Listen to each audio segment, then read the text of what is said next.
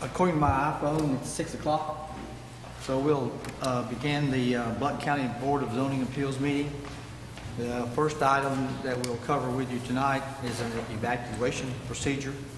In case there is an emergency evacuation, we'll please exit these doors, take one of the steps down to the next floor, and exit through one of the doors, whichever one is most convenient for you. Just when you arrive at that floor, look for exit signs, and then move away from the building, and be mindful of others evacuating or any emergency vehicles that may be in the area. The next item is a roll call. So Thomas, would you take a roll call, please? Actually, Marlene. Marlene. Chesney. Here. Jamrow. Here. Everett. Here. Everett. Here. King. Yes, here. The next item on the agenda is the approval of the minutes for our December 8th meeting. And each of you have had a chance to look at those meetings. Do you have any questions about them, any corrections, or do you want to approve them as written? Move its approval as written. Danny made the motion, second by Brian. All in favor say aye. Aye. Approved. Some of you may not have ever been to a BZA meeting before, so we'd like to explain to you the procedure. Thomas will, on each item on the agenda, he will share with us a very brief summary of that item. Then we'll ask anyone that's here in favor of that request to come to the microphone, tell us your name, and then we will have a discussion with you. You can explain any additional information you'd like to share or answer any questions. This will be an open dialogue between the person at the podium and the members, commissioners, and between the commissioners. So it's an open dialogue. Then we'll be given each person that may be opposed to the request, they will be given an opportunity to speak also. And then after that process, then it's up to the commissioners to decide what they wish to do.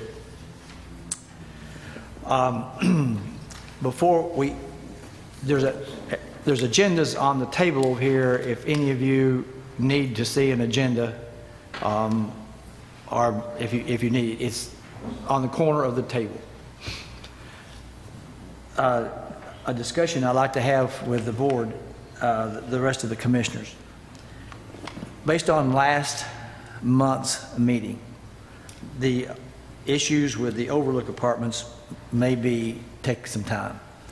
So the question is, they are first on the agenda. The question is, should we step down and take the number 2 and 3 special exceptions rather than having those folks sit through that lengthy discussion? So that's a question, and it's open for discussion.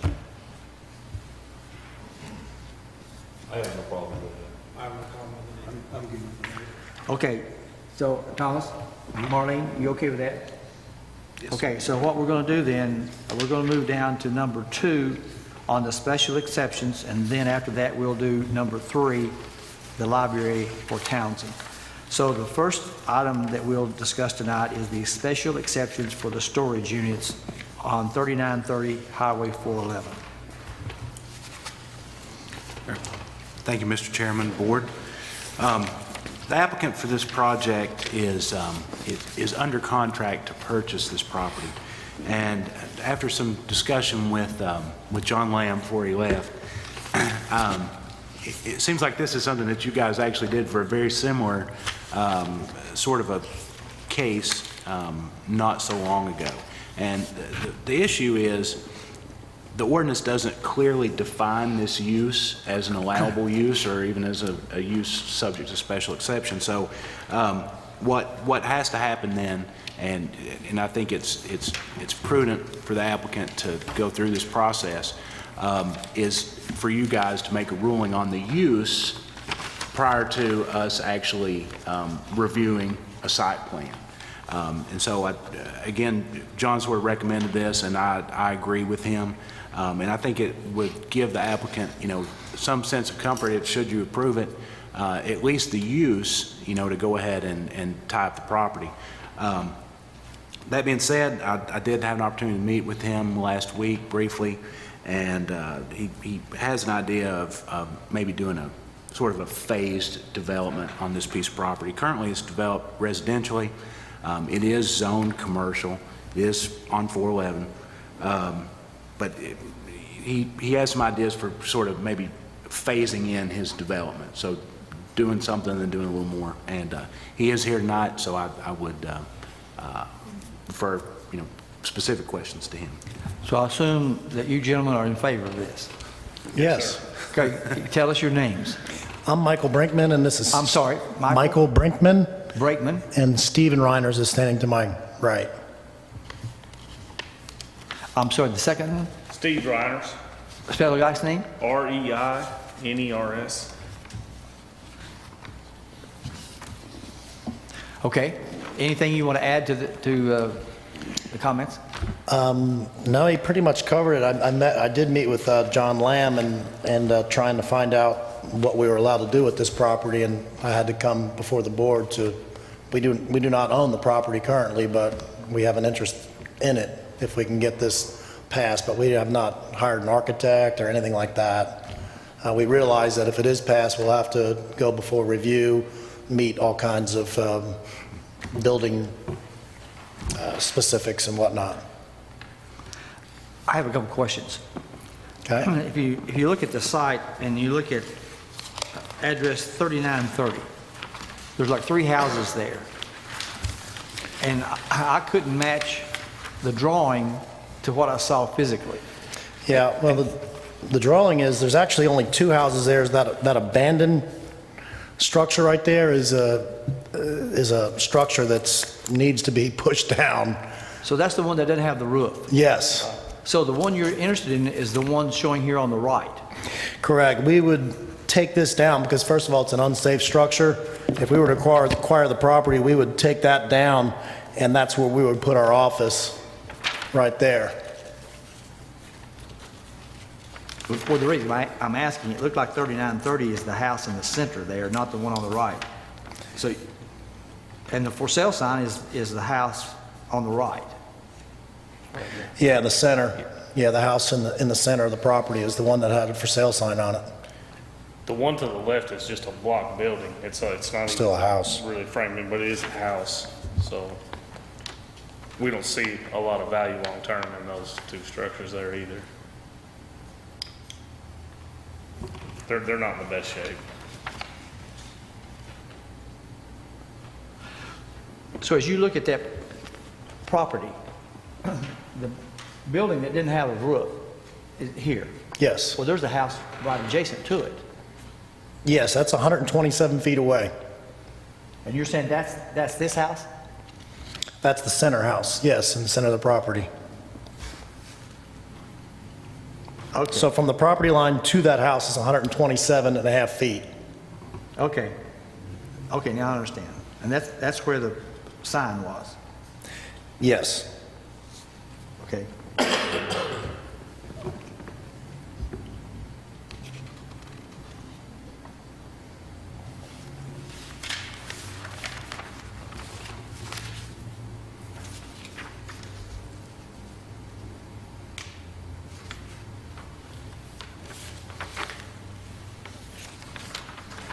Mr. Brinkman, if you wouldn't mind, would you mind sharing with the board what you told me last week as far as kind of your idea with the phasing with the, with the construction office and then later on possibly the storage and so on and so forth?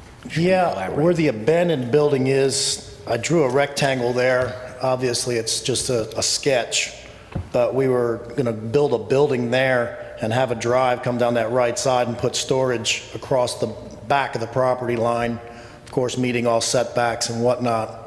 You'd have to have, I'm sure you'd have to have proper turnarounds and whatnot for the fire department and whatnot, but we can't get real specifics yet because we don't want to spend the money because we don't own the property. But we're just trying to get some kind of an approval, really, to see if it can even be used for that. So what they're asking for is, Yeah, and then there's a possibility in the future of trying to take these houses down. And I can't tell you what the future is, how many years it could be, depending on what happens with the economy and everything. But we may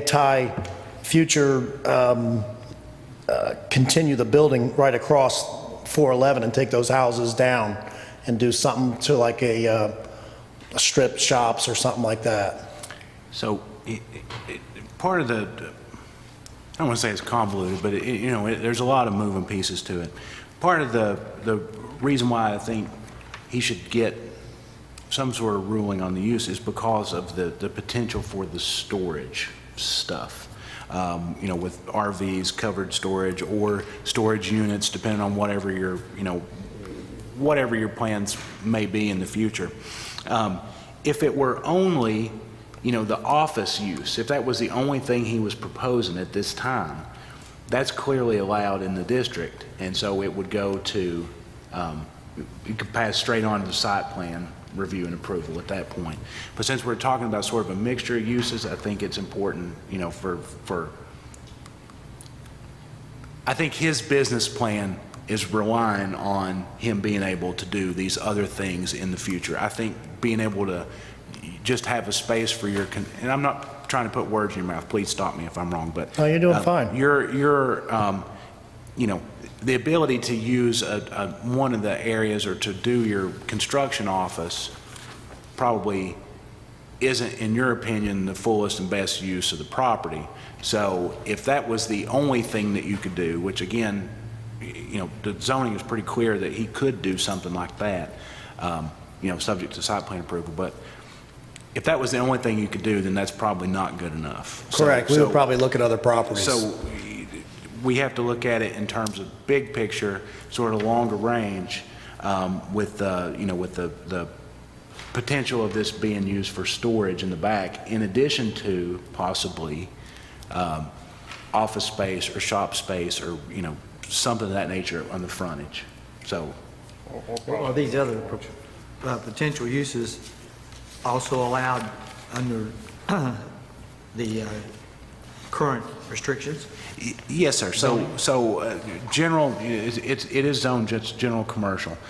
So the retail uses, office uses, those sorts of things are clearly allowed in the district. I mean, obviously, if he's doing new construction, we'd have to do a site plan review for that. The murky part is the storage stuff. So having either storage units or open or covered storage of RVs and boats and these sorts of things is not a clearly defined use, therefore special exception. So you're saying the RV storage or the individual storage unit is not under this current zoning? It would not be, or would require a variance from us? Wouldn't require variance, it would be special exception. So it's not an as of right or by right use. It is subject to the approval of a special exception, which is where we are, Okay. at least in part today. I have a question. How did this property escape being placed in the RAC zone? I don't have the long-term knowledge of how that is, but as I looked at the zoning map, there's little spots down 411. This is one of them. And this just happens to be one? That's C commercial, and there's a few more down through there. This Okay. isn't the only one. There's a handful. All right. Why or how, I have no idea. Okay. If it was in that zone, then he wouldn't have to be here? If it was in RAC, he wouldn't be able to do his storage Yeah. special exception or otherwise. It Would wouldn't be not. allowed. That's correct. It wouldn't be permitted. So if he's escaped that, then What is RAC? What's RAC? rural arterial commercial, it has a list of things that you can do in it, and that's the only thing you can do in that zone. And the majority of 411 falls in that zone. That's the reason I asked the question, because this is a piece of property that doesn't fit in that generality. So, pardon? I don't have to ask him, I guess. I'm sorry? How many How many of those little enclaves exist? You know? I'm not exactly sure, but it looked to me like probably half a dozen or so. And this is surrounded, this is a piece that's zoned commercial, and it's surrounded by residential, I believe, is R1, and then you have the RAC, you know, through there as well.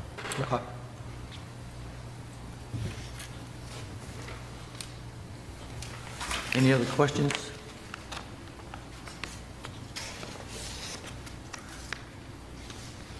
If you build storage buildings in the back for RVs, motor homes and boats, and all that, what kind of building would you build? Would it be a metal building or pole barn or? Go ahead. If we were to build storage for the RVs and whatnot, we would probably do an open storage with a roof over top of it. And then if we were going to do closed-in units, they would be just closed-in units like your typical storage units. Metal construction? Yes. We had the idea to do all three, though, like the climate control, the regular, and then possibly similar to what you see right there on Elko Highway where the old Neil Sandler used to be, something like that. Why don't you just do it all at one time? We might. We haven't decided. Money? What is your construction business? Excuse me? What is your construction business? Michael C. Brinkman Contracting. I build custom homes and spec homes.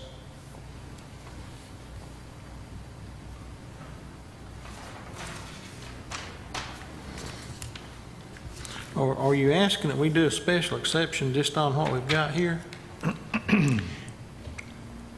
I believe that is what they're asking for, because it would be a ruling on the use, you know, the storage part is the part that's in question.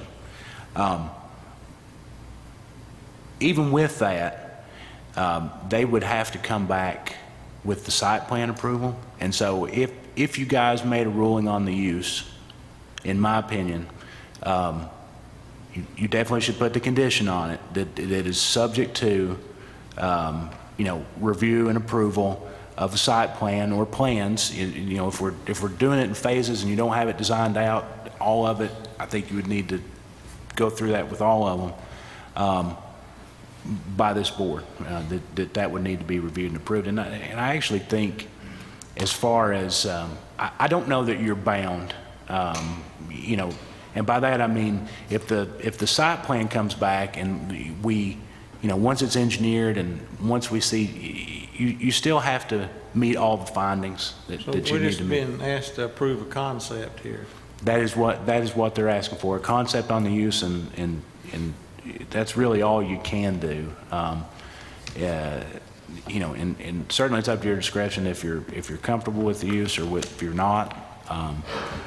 I think that allows them to sort of stop the bleeding one way or another, and kind of have an idea of where to go from here. The site plan, you know, we'd have all the associated studies and things with it if necessary. If it's a significant generator of traffic, we would need to see that. Encroachments with, you know, TDOT if necessary, as far as the driveway design, parking, lighting, landscaping, architectural, the engineering, stormwater, you know, if it meets the threshold for disturbance, all that stuff would come down through the site plan process. Did you receive any objections to this request? No, sir. No comments one way or another. Don't leave. But is there anyone here that's opposed to this request? Okay. Okay, that was my question. That's what I was waiting to ask.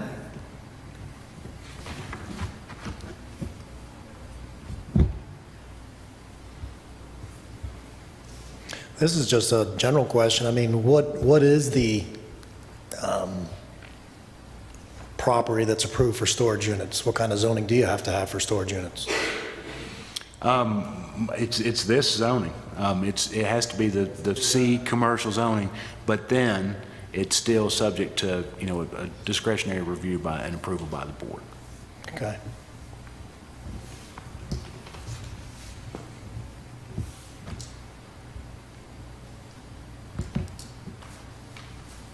pleasure, gentlemen.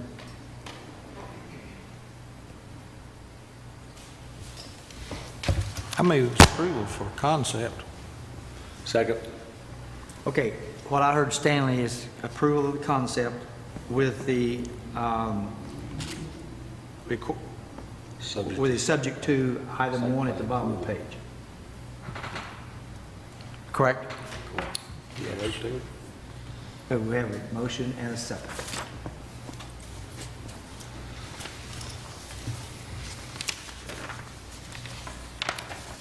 You have to call the roll. Oh, Sorry. sorry, we don't know what we're doing. Chesney, Yes? Jamwell, Yes. Everett, Yes. Hedrick, Yes. King. Yes. Okay, concept is approved. Thank you. Thank you, gentlemen. The next item on the agenda is the library in Townsend.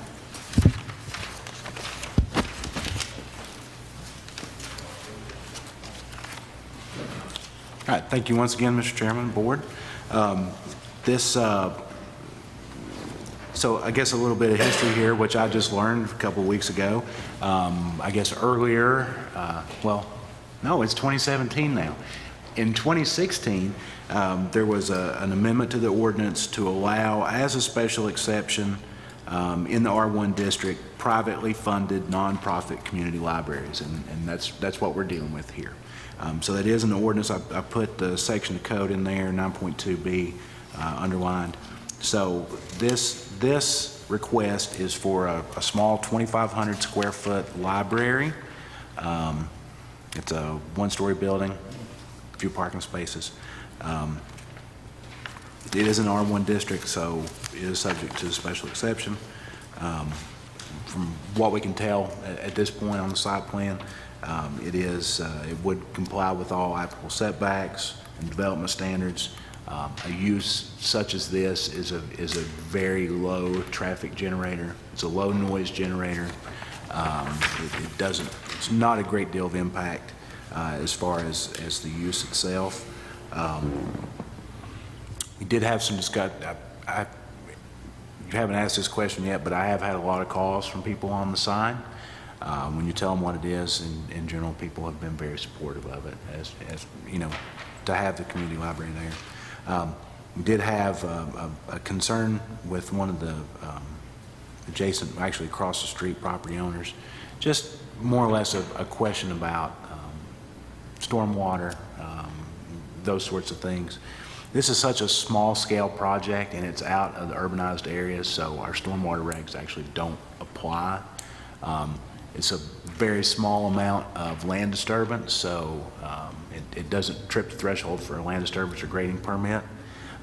That being said, when we went back to the applicant just to sort of communicate the concerns of the adjacent property owner, they volunteered to do a small retention area on site, which will probably catch quite a bit of the off-site water that goes through the property. Won't do a lot for what this is generating, but for whatever that's worth, we got this plan with the revised, showing the stormwater device there. Just got this a few minutes ago. If you all want to take one of those and pass them down, that's the only change on that versus the version that you got last week. And with that, I think we do have the applicant as well as the engineer record here to speak on the item.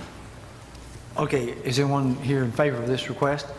Yes, sir. I'm Byron Tippett. And I'm the Byron applicant. Tippett? Yes.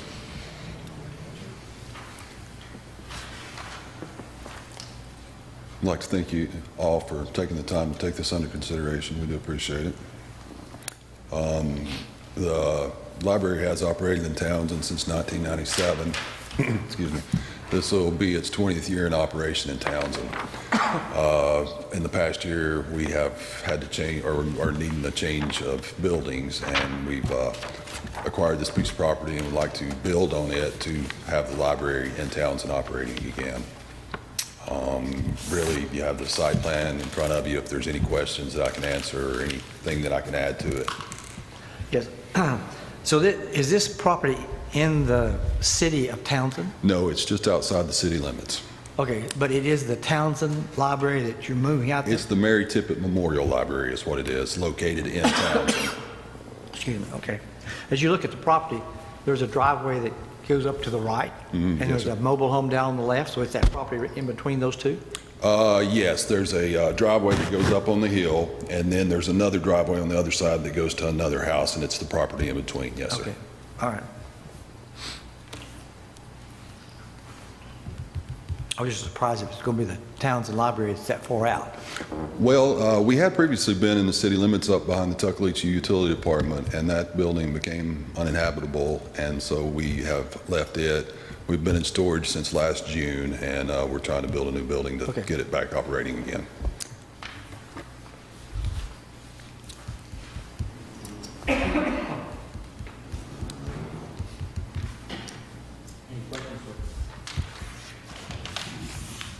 Anyone here opposed? Anyone here opposed to this request? You know that to get to this library, you have to pass the world's famous hot dog place at the Phillips I 66 move we station. grant the special exemption. Can't talk to them. Okay, motion to approve? Second. Chesney, Yes. Danner, Yes. Everett, Yes. Hedrick, Yes. King. Yes. Motion approved. Thank you. Thank you. Thank you. Okay, next is the variance request for the overlooked apartments for two driveways. All right, thank you once again. So I'm not going to rehash we had a lot of discussion about this at last month's meeting. The decision was made at that time to defer action on both the variance request and the special exception, which is subject of the next item. And one relies on the other. So I guess you could grant the variance and not the special exception, but I don't think you can grant the special exception without the variance, because the special exception as part of it includes the site plan, which clearly shows one driveway instead of two, so just keep that in mind. So as far as the variance, it is a request to allow only one driveway instead of two, which is required by ordinance. Again, we talked about it a lot last time, and at that time, the board actually asked for additional information, including traffic study. And since that time, the traffic study has come back. The recommendations of the traffic study were actually very minimal. It recommended, I think, widening the radius a little bit and widening the first part of the driveway to allow accommodation for a left turn lane. So you'd have a left turn lane going back onto 411. Also, and I failed to mention this, but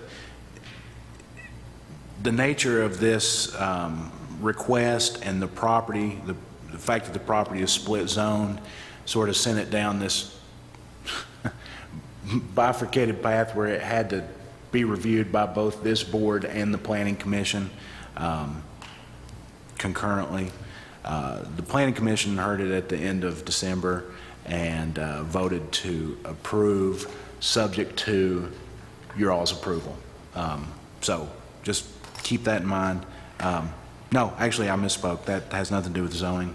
I mean, with the see, I've fallen off the rails. With the variance, that's a special exception, so we'll come back to that in a minute. Variance only, driveways, not to one.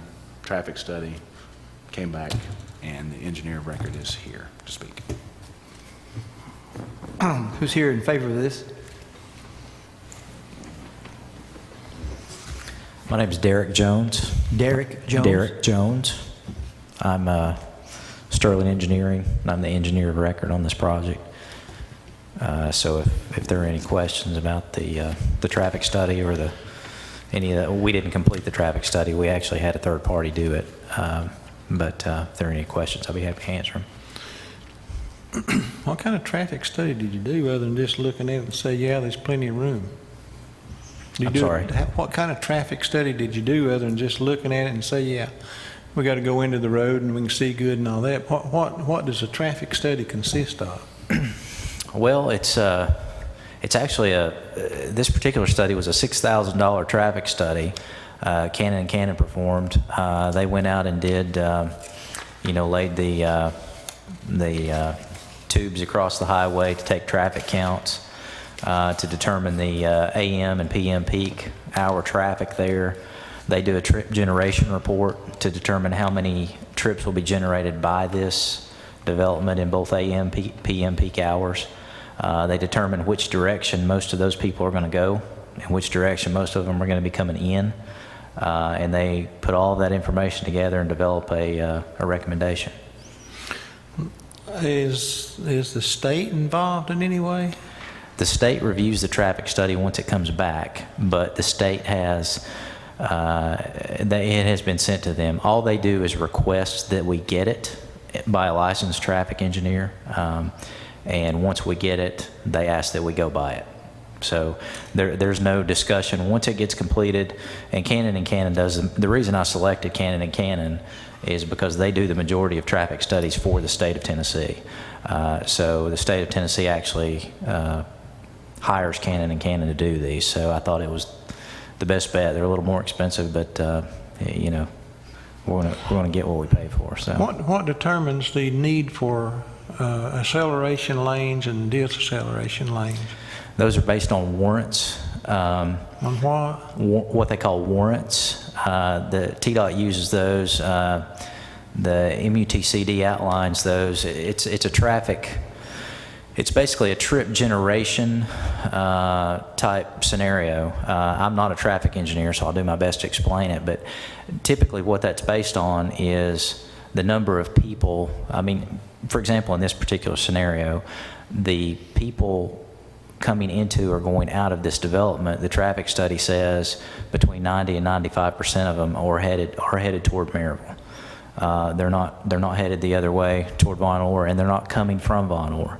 So what they felt like was in a situation like this with a speed limit, and a lot of this isn't in the report. I called and talked with Becky, the engineer who did it, because I wanted to be a little more educated. With a speed limit of 50 miles per hour, 55 miles per hour, whatever that particular road is, she said the deceleration lane for something like that would be so long that it almost gives a false sense of security to people who get off, because they don't slow down enough, and then they end up bowing up and stopping when they get to it because they run out of room. So she said it's always safer in a 4-lane highway. People turn their blinker on to turn in. People get into the other lane and go around. But in no case did this meet. There's a series of warrants. I think there are 10, and they have to meet so many of them to qualify for a decel lane, an XL lane, a traffic signal, all the different things that could come about. And in this particular case, not one single warrant of the 10 were met. So you give Cannon & Cannon did the study and they submit it to the state. We will submit it to the state. What happens when the state gets it? They'll Can they come put it back in their and file. say? No, they will never come back and say anything. I mean, once they get it, I mean, the comments we received from the state were, get a traffic study and follow it. And that's what they want us to do. And that study just involved the entrance and exit off of 411, basically. Yeah, it's the evaluation of 411, and then how the entrance and exit would impact it, and then how to design the entrance to. But it don't go back any farther than the entrance and the exit. For instance, it don't go around to the curve and up the hill. Into the apartment project? Yeah. No, it doesn't study anything on the site. It's just dealing with the entrance and the exit right there, not the road that goes out whatever length that is and then takes up the hill. No, it doesn't study anything on site.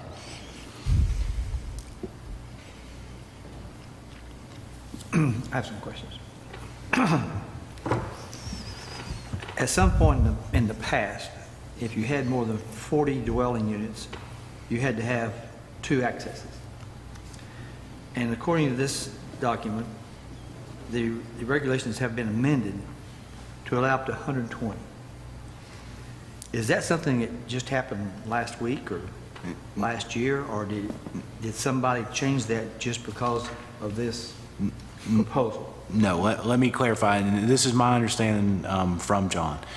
In single-family residential, so one house, one lot subdivisions, that regulation in the subdivision regulations was changed some years ago, I believe, to allow up to 120.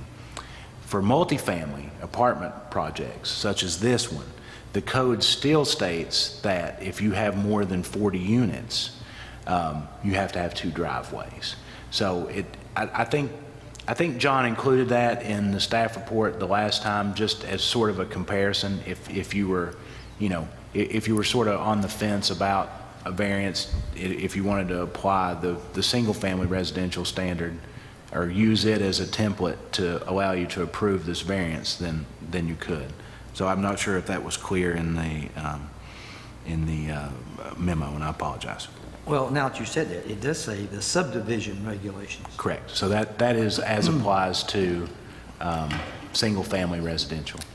Okay, so the current regulations for this project still says that if it's more than 40 dwelling units, they have to have 2 entrances. Correct. And that's why they're requesting this variance. So our variance would be to allow them to go from 40 to 120 with only 1 driveway. Well, no, their request is for 120 units. The variance would be to reduce the requirement from having 2 driveways down to 1 driveway. Right. But if they only had 40 units, they wouldn't need a variance. That is correct. Okay, so the difference is they're asking us to go from 40 to 120. Well, yeah, I mean, yeah, sure, if you want to look at it that way, yes. Well, now, on 40 units, you can only do 40 on a single entrance. You can do ever how many you want on a double entrance. But I was under the understanding the 40 thing is all gone out the window now, and you can do 100 and whatever up on single family. On single family. So if someone was developing a new subdivision, when they're laying out their subdivision, once upon a time, if they had more than 40 lots in that subdivision, they would have had to have 2 driveways. At some point, that regulation changed, and I don't have that date, I'm sorry. But at some point, the regulation was changed to allow them to do more than 40 lots in a subdivision with 1 driveway if they internally loop the roads. And so John was making a comparison with this that, it doesn't necessarily apply, and you're not bound by any sort of precedent as far as that's concerned. But I think it was just for comparison's sake. But this is a variance for having 1 entrance, Yes. not 2. Yeah, because in the zoning regs for multifamily, high-density multifamily complex such as this, it still says you have to have 2 driveways if you have more than 40 units. Go ahead. What's the effective difference between people moving in and out of an apartment complex versus a subdivision per unit? From a planning perspective, completely, What's the completely difference is what isolated I'm from all asking. this. What's the difference There between is no single family or difference. multifamily? Same amount of people. You have the same amount of people, So same amount of cars, There's no same amount of research or traffic. evidence that there's any significant difference? No, sir. I mean, typically in the traffic studies, there will be a lower trips per day generated by multifamily than there is by single-family residential. So it would, if anything. And it'd be that's less. produced by the Institute of Traffic Engineers. That's not something that somebody just made up. Okay. So if anything, it would be It would be lower. lower. Yeah. In part of the study, considering moving school buses in and out of there? They didn't really consider that. I mean, part of the study is that the recommendations they made for how that we structure that entrance, they came back and said that rather than 1 lane out and 1 lane in, they wanted a right turn out, a right turn only out, a left turn only out, and then a wider in lane. So it's 14 feet rather than the normal 12 feet to accommodate the larger turning movements. And then they increased the radius of the the returns coming in so that there was more room there. So they made recommendations based on what would need to get in and out of there. So whether it's school buses or garbage trucks or whatever, they have to go in and make that turn. All of those vehicles can make that turn, and then even furthermore, once they get up into the site, which the traffic study did not deal with, we made sure that all of the radiuses were in place to allow for that turning movements to continue.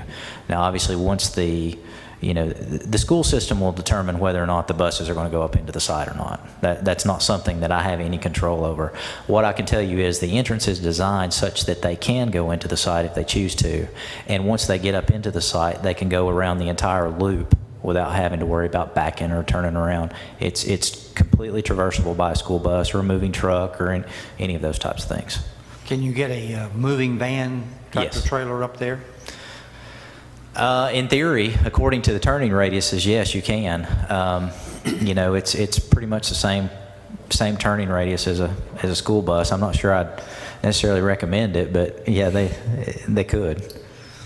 So you're saying you may have to unload a large tractor trailer moving van and take it up in smaller trucks? No, they can get the truck up there. They can? Okay. Yeah. You can get a school bus in there, you can get some. Yeah. The turning radius is set up for the large trucks.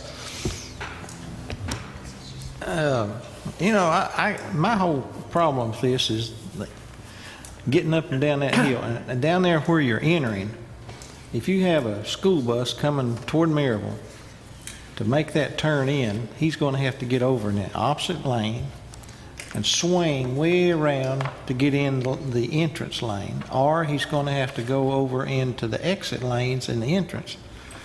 That is so tight. And if you had, I got a problem with that entrance. Man, it's tight. Based on, we have templates that we use when we draw these things. And those templates will develop the turning radiuses for the large trucks and the buses. And when you put that template in there, the way this entrance was designed, or the way this entrance was recommended by Canon and then we checked it when we actually drew it, a school bus, according to the turning movements, does not cross into the other lane on either Highway 411 or the entrance lane to get in. You requested a traffic study. We did it, and we did what it said.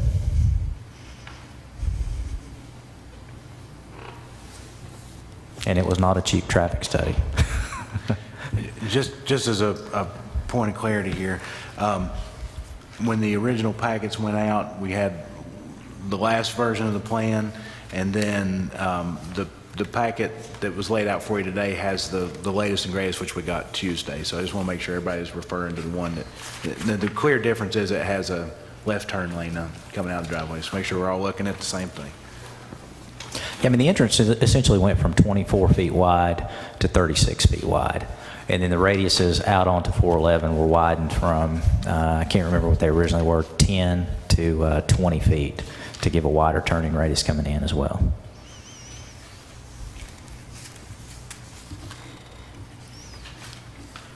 Which actually, truthfully, is in violation of what TDOT wants. They typically don't want an entrance that wide. But in this particular case, in talking with Mr.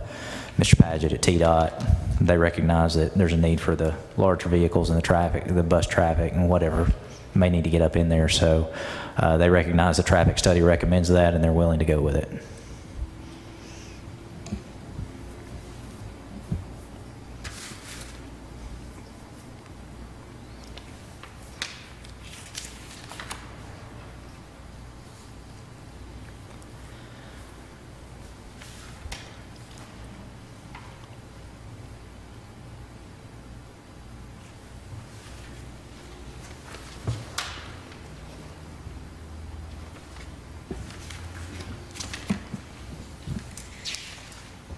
So the first thing we do is we have to look at this special exemption before we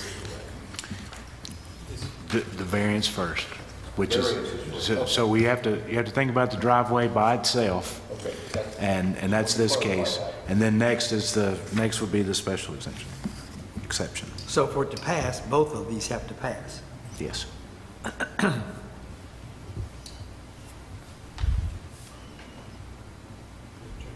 Yes, sure. Yes. Did I ask if anybody was opposed to this? Okay, yes. Have a motion to approve. Second. Brian seconds. Chesney, Yes. Danner, Yes. Everett, Yes. Hedrick, No. Key. Yes. 4 yes, 1 no. Yes. Okay, that portion is approved. Now we're going on to the special exception. Okay, thank you. I started stumbling into this with the last one, but just to clarify, the Planning Commission had to review this at their last meeting, and there was a laundry list of things that John had included as you know, things that needed to be corrected on the site plan. At the time of the Planning Commission, I think most of those had been ironed out. There were still a few left over. The Planning Commission ultimately voted to approve their part, which again is the exact same thing, it just had to be looked at by both boards because of the split zoning. They approved their part subject to your all's approval.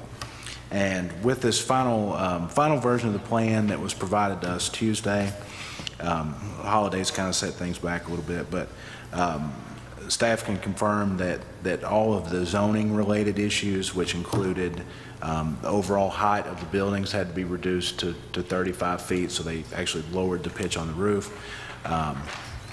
That's been addressed. There's a requirement in our ordinance where there has to be so much set aside as recreation area. That's been addressed. The number of parking spaces was deficient. That's been addressed. There's an outstanding issue that came up before about possible sinkholes. I mean, not possible, they are or were there. And the applicant and engineer have worked with GEOS, the people that did the geotechnical study, and I think they've worked out a game plan. When and if they come across them again, they're just going to have to deal with them, which my understanding is actually very common in East Tennessee. Let's see, what else do we have? The recreation areas, parking spaces. Only outstanding issue, additional landscape buffering, that's been added, and that goes all the way across the, I guess you'd call it the southern property boundary with the Roger Huffstetler property, and actually around the back. So that's an additional requirement above and beyond that was recommended. And the last thing, and so if the board were so inclined to approve this tonight, the last outstanding issue as far as the site plan and as far as approval is connection to sewer. So it seems to be, in all the communications, seems to be that the sewer is definitely coming there. Otherwise, I don't think they would have gotten this far into the project because they rely on it. They have to have it. What staff would recommend is, if you were to approve it, that you approve it with a condition that no permits be issued until that sewer connection has been made. Because from a logistical standpoint, I don't want to issue a building permit that then I can never final because they don't have connection to sewer. So I would just ask that if you approve it, it's with the condition that no permits be issued until the sewer connection's been made.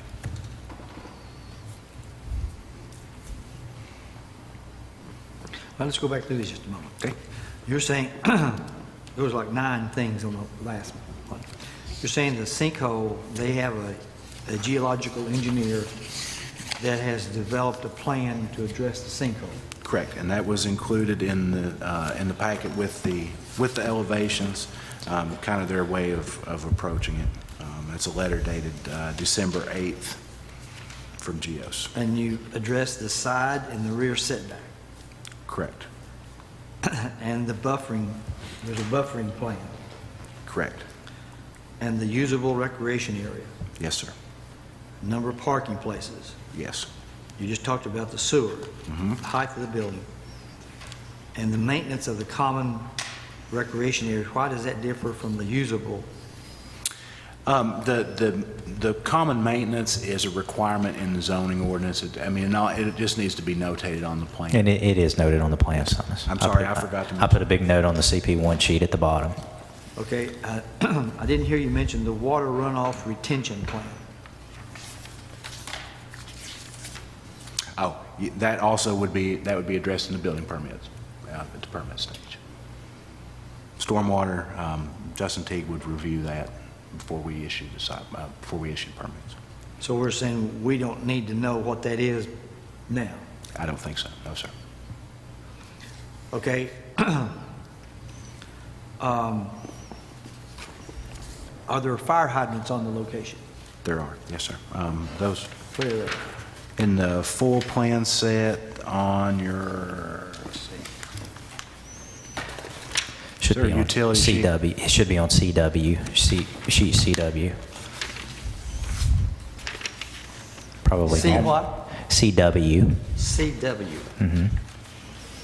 Well, that's probably about halfway through. Water plan, CW1.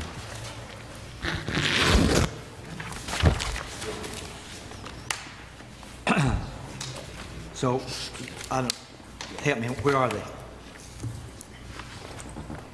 Hard to make out at this scale, but You know where they are?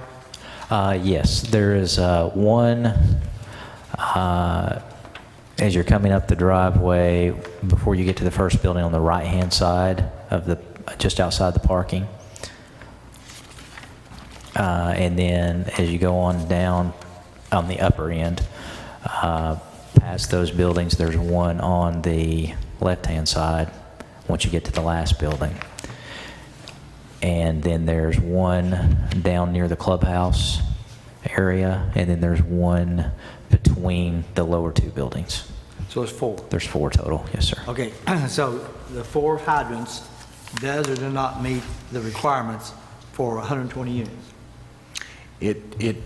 Actually, we don't have any requirements. That the actual number of fire hydrants, that falls back actually on state fire code, and there's actually a little bit of discretion in the utility providers as to how many, what size, and all that stuff. So we don't actually have anything in our ordinance, but 4, my understanding, actually exceeds the state fire code. It does, and the buildings are sprinkled as well. All of the buildings are sprinkled? Yes, sir. Oh, good, that's another question I had. Okay, now, the water supply down on 411. You know, you can have 4 hydrants, but if you can't get the water to it, so is the water supply that's on 411 sufficient to feed a fire hydrant? Yes, sir. So what size is the line down? 12-inch. So there's a 12-inch line on 411? Mm-hmm. So what size is the line going up to your complex? 6-inch. It goes from 12 to 6. And you have one master meter that would serve We have the one, property. yeah, South Blount wants one master meter on all apartment projects. They don't want individual meters to the unit, so we have one master meter at the end. So water's included in the rent? All right.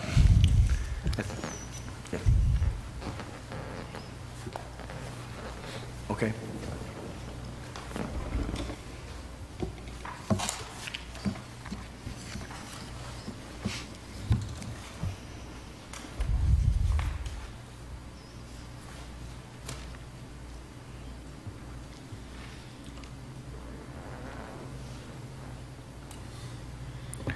I move we grant this variance request. No, special exemption, right? Yeah. Subject to the permit aspects as were discussed.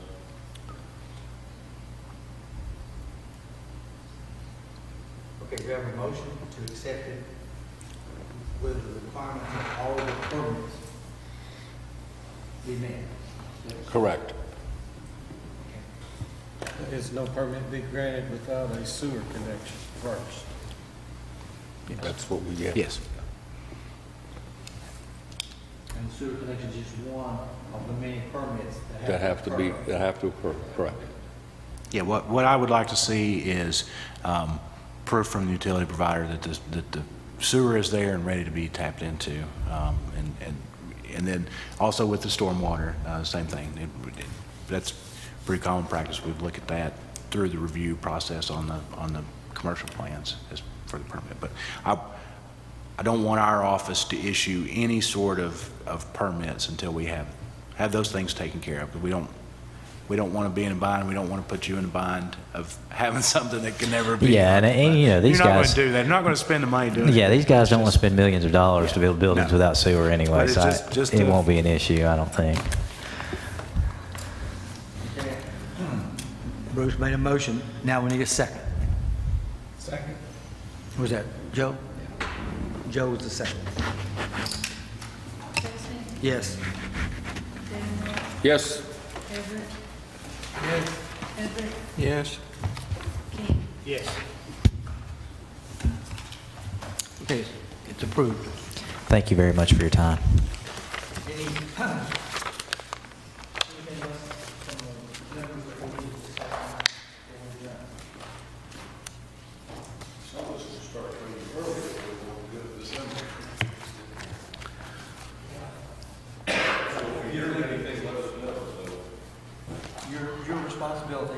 Your responsibility is to make sure that you line up training for this elite board. That's fair enough. So I'm trying to get acclimated. North Carolina doesn't require any training for any of their boards, by the way, so you all may want to relocate. Move the boundary line over a little bit? Well, we could just slide it a little bit. So I'm trying to get acclimated to what all the requirements are for each of the boards and all that stuff. And We have Marlene, 4 hours? How many hours a year? 4? thankfully, Marlene does a great job of kind of keeping track of everything. And John's exact words were, "It's like herding cats trying to get them to do their training." So we. So please, I don't want to be in a situation where we're at the New Year's Eve trying to get stuff done. So anything I see or hear, certainly will pass it on to you. And if you don't see it or hear it, you have to plan it. Fair enough. Yeah, sure. And there may be some opportunities where maybe we can find some things that you can do online from home. I think that would be easier. We may have to pony up a little money for that, but it may be worth it. But typically, there were several throughout the year that John had that we could go to. I mean, Yeah. this hasn't usually been an issue. Yeah. Usually a couple where they feed you and stuff like that. We'll work on it, and I want to try to stay ahead of it too, because not only y'all, the planning commission has to do it too. So, Yeah, the planning commission does the same. Sometimes we go to the same meeting. yeah. Okay, do I hear a motion to adjourn? Motion adjourned. Second. Everybody in favor? Aye. Thank you very much.